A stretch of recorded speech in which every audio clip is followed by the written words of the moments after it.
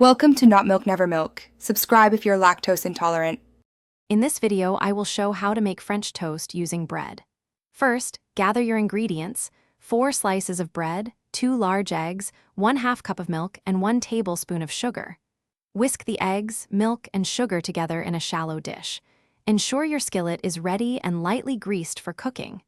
This simple preparation sets you up for a delightful breakfast. Now, let's get cooking. Take 1 slice of bread and dip it into the egg mixture, turning to coat both sides evenly. Don't let it soak too long. About 5 seconds per side is perfect to keep it from becoming mushy. Place the coated bread into your preheated skillet. Cook for 2 to 3 minutes per side until golden brown and cooked through. The key to perfect French toast is that beautiful golden brown crust. Keep an eye on your toast as it cooks, adjusting the heat if necessary to prevent burning. Each side should take about 2 to 3 minutes to achieve that ideal color and texture. Once cooked, remove the French toast from the skillet and place it on a plate. You can keep it warm in a low oven while you finish the rest.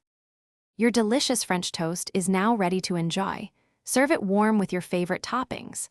Classic choices include a drizzle of maple syrup, a sprinkle of powdered sugar, or a handful of fresh berries. Feel free to get creative with whipped cream or chocolate sauce too. For more great tips and deals, including a link to some amazing socks with a lifetime warranty, check the description below. Enjoy your breakfast. Thanks for watching. If this was helpful, leave a like and consider subscribing. See you next time.